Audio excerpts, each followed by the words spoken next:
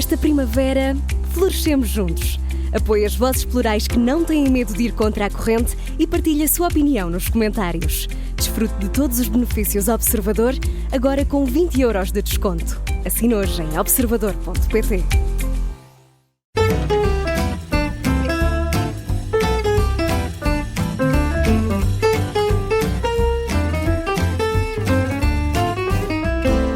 Olá e sejam todos muito bem-vindos à História das Histórias. Eu chamo João Paulo Sacadura e estou aqui apenas para introduzir o Alberto Correia. Ele está em Viseu, ele que sabe da nossa história, das nossas tradições, tem tantas histórias e memórias curiosas para nos contar de toda aquela região centro. Olá Alberto, bem-vindo. Hoje vamos começar esta História das Histórias com uma carta, vamos começar de modo epistolar, com uma carta muito, muito engraçada do Arnaldo Malho. Já aqui falámos de uma história antiga, quando falámos do Aquilino ter fugido da prisão. Hoje vamos falar de uma carta deste mestre serralheiro, exatamente para Aquilino Ribeiro. Bem-vindo, Alberto, vamos a isso. Arnaldo Malho, notável serralheiro de Viseu, afeiçoou em 1928 o pé de cabra que permitiu a Aquilino Ribeiro escapar da prisão no antigo Paço do Fontelo e fugir para Paris. E dele ficou amigo. Escreveu-lhe mais de 30 cartas que hoje se guardam no Arquivo Nacional Torre do Tombo, em Lisboa, a que Aquilino, de certo, respondeu. Trazemos por curiosidade uma das cartas em que o insignificante ferreiro, como diz, escreveu ao mestre das letras, como chamou Aquilino. Esta carta que vou ler. Viseu, em 14 de agosto de 1938. Excelentíssimo Sr. Aquilino Ribeiro, meu prezadíssimo e querido amigo. Você é o melhor dos homens e dos amigos, pois se assim não fosse, o meu nome de há muito teria sido riscado do número daqueles a quem costuma oferecer os seus maravilhosos trabalhos, produto da sua infatigável caneta e do seu cérebro sempre fecundo. E quando, na passada quarta-feira, ouvi passar na Rua Formosa, com sua excelentíssima família, a caminho das terras do Demo da sua querida Soutosa, se por um lado tive um grande prazer por o saber de saúde e em breve o poder abraçar, por outro lado senti-me vexado por não lembrar subitamente que ainda lhe não tinha agradecido as suas gentis lembranças, os seus 3 últimos e maravilhosos livros. Aproveito por isso o domingo para lhe agradecer mais essas provas de estima, antes que o meu bom amigo por aqui apareça e eu tenha de me meter debaixo do fol, envergonhado de tantas incorreções cometidas e sem coragem para lhe aparecer. Eu já antigamente era um relaxado a escrever, dada a minha completa negação para escritor. Mas desde que as minhas janelas, os meus olhos, se avariaram, e já lá vai quase 1 ano e meio, fiz-me então um madraço sem igual.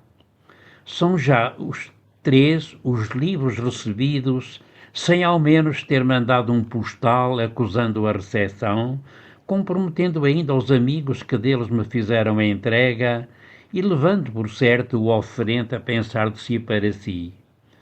O Malho recebe os livros, ou o Moreira e o Monteiro ficarão com eles. Mas não, esses amigos são incapazes de tal coisa. O Malho é que é mesmo o Malho, e como tal dá o que tem.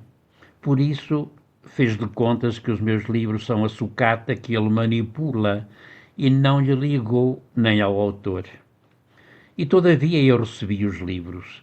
Recebi-os e tenho de confessar muito sinceramente, nunca nenhum livro me falou tanto ao coração como o Anastácio da Cunha. A sua homenagem à memória do malogrado Dr. António Granjo, soldado garboso de Flandres e de Trás-os-Montes, amassador de ideal, devoto da liberdade, homem de bem e de boa fé, que tantas vezes tenho relido e quase sei inteiramente de cor, excede para mim tudo quanto o seu privilegiado cérebro tem concebido, pelas verdades que encerra, pela nobreza de sentimentos, pelo carinho com que descreve a lealdade do seu belo caráter e o seu supremo desinteresse e, sobretudo, pelo desassombro com que fustigo os verdadeiros culpados, os que deixaram matar aquele homem como um viandante na estrada deserta, sem ninguém lhe acudir. A dedicatória do Anastácio da Cunha falou-me ao coração porque o António Granjo exerceu, sem o pensar, uma influência notável na minha malfadada vida de artista. Foi ele que me empurrou, passo o termo, para a arte. E o que muitos julgam ser jeiteira minha é, em grande parte, obra daquele mártir da democracia. Uma única vez falei a António Granjo e isso bastou para a influência que exerceu no meu espírito de artista. Em 1920 era ele ministro do Comércio, salvo erro, quando em Viseu se fez um ensaio de exposição regional. Concorri a essa manifestação de atividade local por instâncias de amigos queridos, com umas bugigangas sem valor. António Granjo visitou oficialmente essa exposição e de tal forma se entusiasmou com o que viu que, não podendo levar a bem não haver prémios para distinguir os melhores trabalhos, concedeu uma verba para esse efeito. Fui injustamente distinguido com o primeiro prémio. O dinheiro para mim nada representou, pois dele fiz, na ocasião, oferta ao Asilo da Infância Desvalida. Mas a distinção recebida empurrou-me e continua a empurrar-me, porque tenho bem vivas na memória as palavras de saudação e incitamento daquele grande português, e o abraço que dele recebi e reconheci ser sincero e dado de verdade, levou-me a participar em todas as manifestações de arte da minha muito querida terra. Materialmente, antes continuasse a aguçar picos, pois nada lucrei com a minha arte, como nada lucram os artistas e os escritores em Portugal. Mas Viseu e os seus artistas, que muito estimo e desejo ver distinguidos pelas suas manifestações de arte, alguma coisa têm lucrado, julgo eu, e isso me faz esquecer todos os dissabores e todas as injustiças. Eis a razão porque a dedicatória do Anastácio da Cunha me falou tanto ao coração. Quer isto dizer que os outros livros não são de igual valor? Por certo que não, e nem a minha mentalidade está à altura de reconhecer esse valor, nem a minha opinião pode ser tomada a sério por ridícula.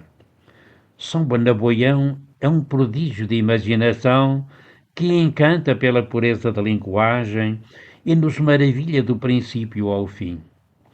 A retirada dos 10.000 dá-nos uma lição de patriotismo, de força de vontade e de heroicidade, ao mesmo tempo que nos lembra que a intriga que hoje faz triunfar tanta nulidade e tanto cretino, já naqueles longínquos tempos era cultivada com esmero, para por esse meio aniquilarem os que se elevavam por méritos próprios e que à luz do dia não podiam vencer.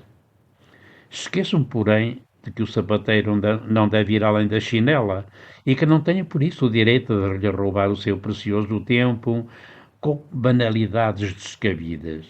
Mas como deve receber esta em dia de Nossa Senhora da Lapa e certamente virá à estrada ver passar os romeiros, fará de contas que está a conversar com algum que lhe tocou demais e com dificuldade se aguenta nas pernas e levará isto à conta de penitência que é, afinal e ao cabo, o regime em que há muito vivemos em Portugal. E com os meus agradecimentos e respeitosos cumprimentos para todos os seus, a quem desejo a melhor saúde e que passem umas férias muito felizes, podendo todos dispor do que o abraço é, com a mais subida estima, amigo certo e muito grato, Arnaldo Malho. Alberto, é uma carta extraordinária que o Alberto descobriu deste mestre. Diga-me, além de acho que era um grande serralheiro, também muito grande mestre na sua arte, há mais cartas dele ou não? Sim. Um pequeno espólio da Quirino Ribeiro está está na Torre do Tombo, e eu próprio, numa consulta que fiz já há tempos, por causa de um livro dedicado exatamente à obra de Arnaldo Malho, eu li todas as cartas, Impressionante. longas cartas muito semelhantes a estas, publiquei algumas completas, de outras fiz apenas um resumo. Mas é extraordinário a beleza da linguagem, como ele escreve tão bem. É assim, a perfeição com que ele já escreve. Impressionante. E depois diz mesmo aquelas figuras, as minhas janelas estão avariadas. As minhas janelas estão avariadas, que eram os olhos, e ele que sou uma completa negação na escrita. E não é extraordinário. É do mais fino português que temos lido. Muito boa esta carta. Quero-lhe agradecer muito, Alberto, por nos ter trazido ter-nos aberto, no fundo, o espólio deste mestre extraordinário, Arnaldo Malho, e marcamos encontro, então, amanhã. Bem-aja, Alberto, até amanhã. Até amanhã.